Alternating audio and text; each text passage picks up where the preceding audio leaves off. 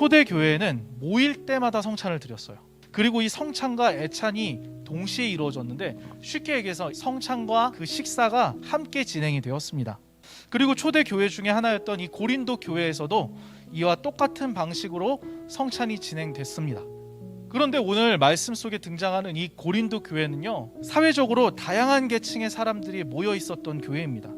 부자와 자유시민도 있었고 머슴과 노예 신분들도 교회 안에 있었어요. 문제는 다른 삶의 모습이 이 성찬에까지 영향력을 끼쳤다는 거예요.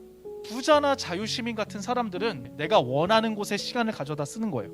그러나 반대로 누군가의 밑에 들어가서 그 사람의 심부름과 일을 해야 되는 머슴, 신분적으로 내가 다른 사람에게 내 자유와 내 시간과 나의 모든 것들이 종속되어 있는 노예 같은 사람들은 자신의 시간이라고 하는 것이 사실은 없어요. 공동체라고 하는 것이 모여가지고 무언가를 하려면은 정해진 시간과 장소가 있을 거 아니에요. 부자나 자유인들은 자기가 원하는 때에 올 수 있었어요. 문제는 머슴과 종 같은 사람들은 시간이 자기 마음대로 안 되니까 모임 시간에 늦게 되는 거예요. 결국 부자와 자유인들은 성찬과 애찬을 배부르게 나누어 먹고 심지어 취하기까지 해요. 머슴과 노예들은 아예 성찬과 애찬에 참여하지 못하는 사람도 생기는 거예요. 이 성찬과 애찬 끝나는 걸 보고 부러워하기도 하고 때로는 굶주려 하기도 하고, 그리고 그 사람이 굶주려 하는 것을 보면은 사회적 수준이 어떤 건지 교회 안에서 딱 드러나는 거예요. 결국 공동체의 분열의 문제까지도 벌어지게 되는 거예요. 그렇기 때문에 20절에 보면은요, 사도 바울은 이 고린도 교회의 성찬을 성찬이라고 인정하지 않아요. 나아가 사도 바울은 하나님의 교회를 모욕하는 것이다 라고 이야기하는 거예요. 그래서 사도 바울은 23절부터 26절까지 그 성찬의 내용이 무엇인지에 대해, 의미가 무엇인지에 대해 설명을 해줘요. 이 성찬은 예수님이 다시 오실 때까지 예수님께서 왜 죽으셨는지 그것을 기억하고 또한 전하기 위해서 하라고 말씀하셨다고 이 사도 바울은 이야기하고 있어요. 즉, 이 성찬은요, 예수님의 대속적 죽으심, 예수님의 희생과 헌신 덕분에 우리가 구원받았다라고 하는 것을 기억하고 보여주고 알리기 위한 거라고 사도 바울은 이야기하고 있어요.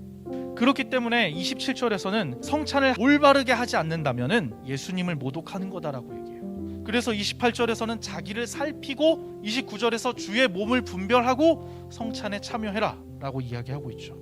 성찬에 있어서 중요한 거는 우리가 어떤 자세로, 어떤 마음으로 무엇을 위해 성찬에 참여하는지 고민하라는 이야기예요. 그렇기 때문에 사도 바울은 33절에서 기다리라라고 얘기해요. 왜요? 자유시민이고 부자이고 너희 시간을 마음대로 쓸 수 있기 때문에 원하는 대로 모이잖아. 그런데 그렇지 못한 사람들이 있어. 그 사람들을 위해서 기다려. 기다리지 못할 만큼 배고프다면 차라리 집에서 먼저 먹고 와. 자, 이야기를 다시 돌아와서 이 고린도 교회의 성찬의 문제는 무엇이었을까요? 성찬에 참여할 수 있는 사람, 성찬에 참여할 수 없는 사람이 나뉘게 되었다. 그래서 교회가 분열되었다. 갈등이 빚었다. 이건 표면적으로 나타난 현상이에요. 보다 깊은 차원으로 들어가서 그 문제를 살펴보면은 부자와 자유시민으로 대표되는 원하는 시간을 쓸 수 있는 사람들이 자신들의 유익함과 자신들의 만족함만을 구했기 때문이라는 거예요. 그렇기 때문에 이는 그저 성찬이라고 하는 하나의 신앙생활에만 국한된 내용이 아니에요. 모든 신앙생활에 적용되는 거예요. 우리가 하나님을 믿고 신앙생활을 하면서 다양한 만족과 유익들을 얻게 됩니다. 그러나 때로 이 개인적인 이 신앙의 만족과 유익이 공동체의 유익에 반하기도 한다는 거예요. 그럴 때 어떻게 해야 되냐는 거예요. 고린도 교회의 이 부자와 자유시민들이 머슴과 노예들을 대놓고 따돌리려고 그렇게 했을까요? 아니죠. 너무 반가운 사람들하고 만났어요. 먹을 게 있어요. 같이 먹고 기뻐하며 하나님 찬양하고 예배드린 거예요. 그들은 그저 자신들의 신앙적 만족과 유익을 따라 성찬을 행했을 뿐이에요. 그런데 그것이 공동체의 유익이 아니라 오히려 분열과 갈등과 분쟁을 낳았다는 이야기인 거예요.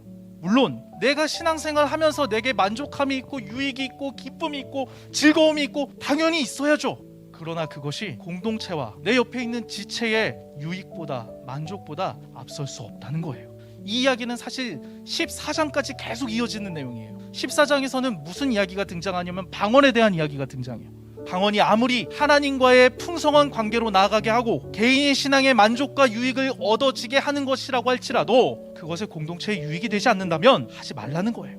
그렇기 때문에 사도 바울은 고린도 교회의 성도들이 하고 있는 그 애찬과 성찬인 애초에 틀렸다고 얘기하는 거예요. 오늘 사도 바울이 얘기했던 성찬의 의미가 뭐예요?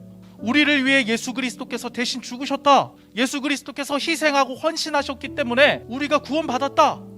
그러나 머슴과 노예 같은 가난한 사람들을 배려하지 않고 개인의 신앙의 유익과 만족을 위해 하는 성찬이라면 거기 어디 희생이 있고 헌신이 있나요?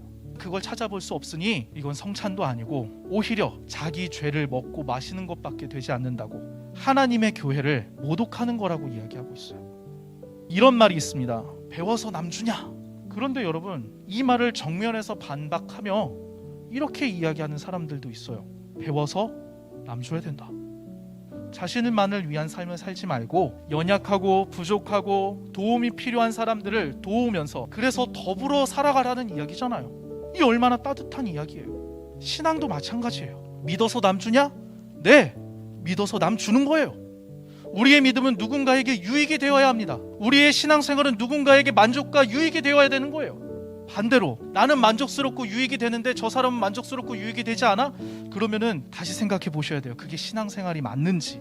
왜냐하면은 예수님이 그렇게 하셨기 때문이에요. 하나님께서는 사도 바울을 통해 우리를 부르신 목적을 그리스도의 장성한 분량에 이르게 하기 위함이다 라고 말씀하셨어요. 예수님이 어떻게 하셨죠? 자신의 유익과 기쁨과 만족이 아니라 우리의 만족과 유익과 기쁨을 위해 자기 자신을 희생하시고 헌신하신 거예요.